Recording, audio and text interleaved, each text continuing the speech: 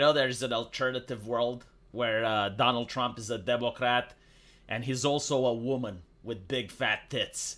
And you would have publications like Salon or The Guardian stating Donald Trumpina renaming the Gulf of Mexico into the Gulf of America is powerful. Here is 10 reasons why. That would be the case, right? That's the word they like to use when a woman accomplishes something. Powerful. Yeah.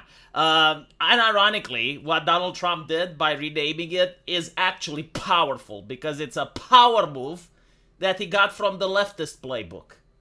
It's forcing people to use words. Like nothing is more powerful than bending other human beings to your will. And the left has shown us this for the last 8 years using pronouns. Right? Like, what was the point of the pronouns? It was to force you, to compel you, to constrain you to use the language. Like, I can't remember any other event in human history where people were compelled to speak the speech like you have to say it. You're forced to say it. Because up until now, it was censorship. Like, there are certain things you're not allowed to say, but like the pronouns, like, no, you must say them or else consequences. They would even go on Twitter and they would ask you, like, do you believe that trans women are women, right? Like, do you believe? Is this your belief system? What is in your heart? And that was the question, not because, like, they were genuinely curious, but it was to assess you if you're a friend or foe. Like, are you with them or are you against them? And so, like, this was an extremely effective tactic, I gotta say. I really loved it. I enjoyed it. And so, if it's effective, it has to be used. Like, you can't just let the weapon lie there. You gotta pick it up. You gotta use it, right? Because, like, that's the morality that has been given to us. It's, for my friends, everything. For my enemies, the law. And so, if that's the patch notes, if that's the meta, then we have to play the game. Like, we didn't create the rules, but we gotta play, right? Like, we gotta win. We gotta take over the enemy nexus. So like, you look at the meta and you play it the way it is, and you force people to use your language because it's powerful, stunning, and brave. And so, unironically, this is what he did. He's like, Gulf of America. And the people from the press that refuse to use the Gulf of America, well, they're not allowed to join the press conferences because the press conferences aren't entitlement. They're a privilege, not a right. You see, many leftists, and I don't blame them because people here, when we were under Soviet influence, we had the exact same mindset. We believe that the press is like the fourth estate. They're kind of like above the government, kind of like the judicial law, and they have the right to be everywhere, anywhere, at all time. And so you can't bar them. They're kind of like police officers that come with a warrant, and they have the right to be there. But then you realize, like, hold on a little bit. Like, the press, just because they work for the rich and the wealthy, just because they're, like, working at $4 billion corporations, doesn't make them better than me. Like, we're all equal under the law. Just because this guy is part of the press division doesn't mean that he is a better person than I. And I don't have a right to go to the White House. Right? Like, being part of the press is not like being a doctor. Like, just because you managed to finish journalist university, it doesn't make you more enlightened than any other human with a camera. In fact, I were to argue that we have reached a point where people with a camera in their mother's basement and a troll avatar, in many cases, have more people watching them than the official press. And so there's literally no justification for the prestige.